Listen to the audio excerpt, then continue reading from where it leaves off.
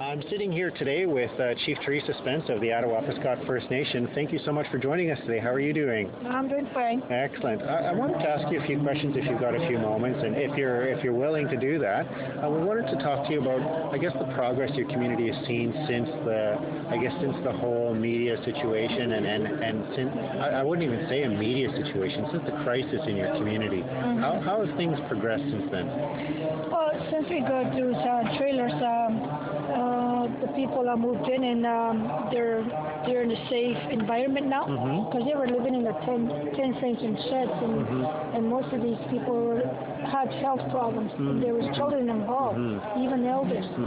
So they're in a safe environment right now, but we still have crisis in our community, and which is the housing, and it's overcrowding, and most of these houses are very old. They need a major renovation, so we have to take them out.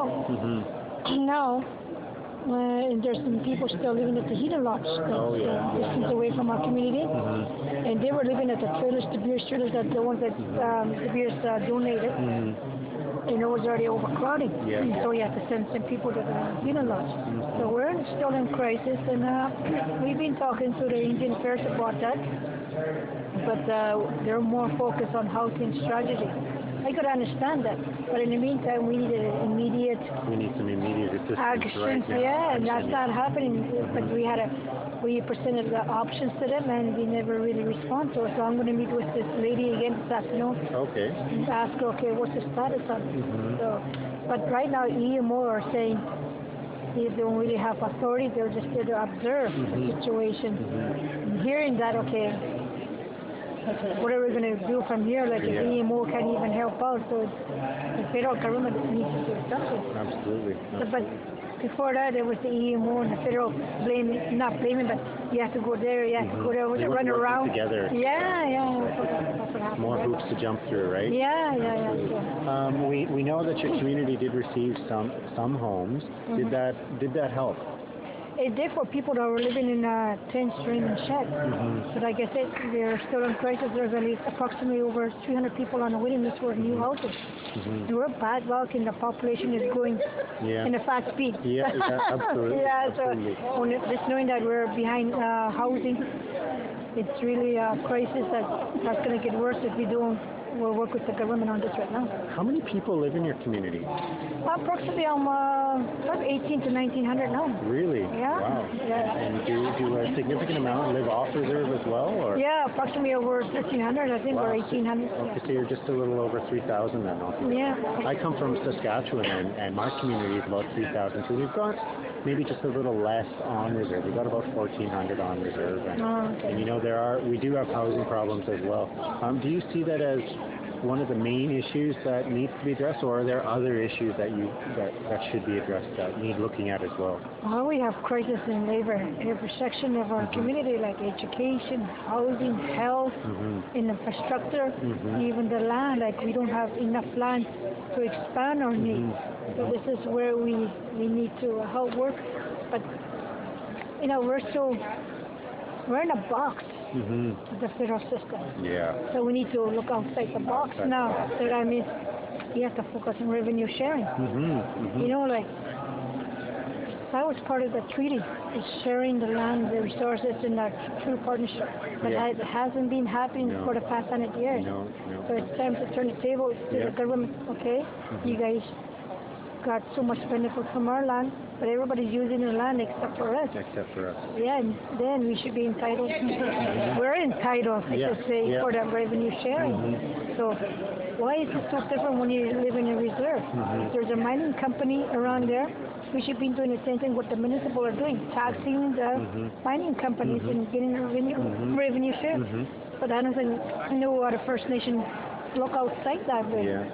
But I think we need to have a different approach and be part of the government. For heaven's sakes, we live in Ontario and Canada, and that both parties signed the treaty.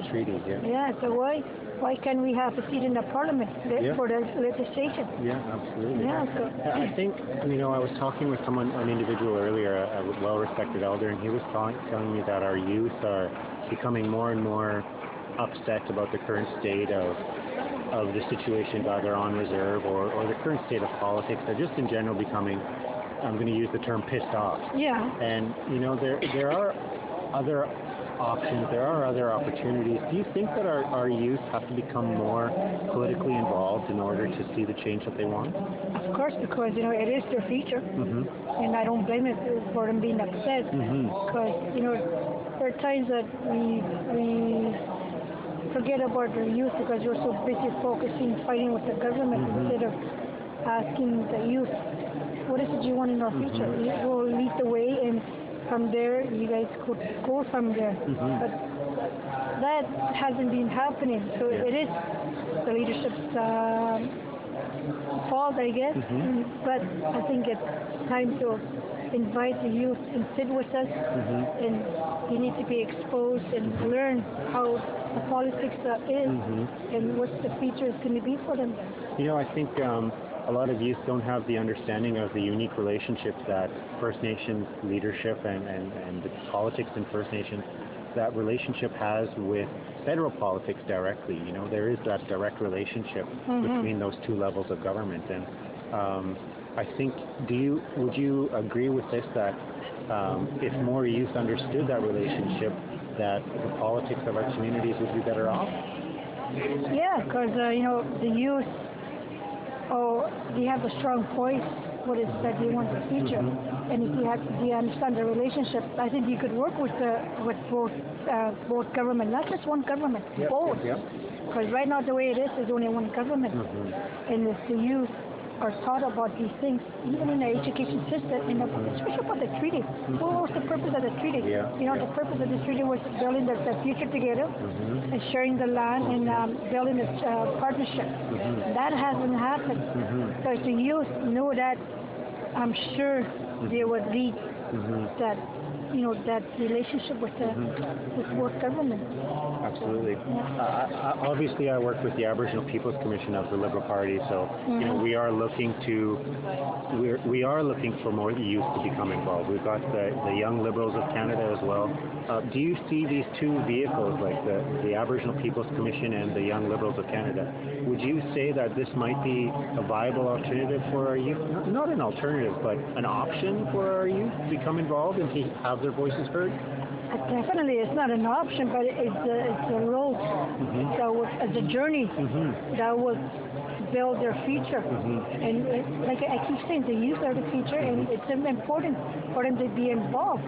If they're not involved, my God, they're going to be lost like our generation did. They need to learn about the history of what happened. In order for them to understand, they need to learn the history and make sure they don't make the same mistakes we did. So it's important for them to be involved on this that journey. And to be knowledgeable. Yeah, it is. Excellent. Well, it's been such a pleasure talking with you. I really appreciate it. I'm actually just going to shut this off now and we can chat informally. Yeah. That's okay. Okay, that's fine.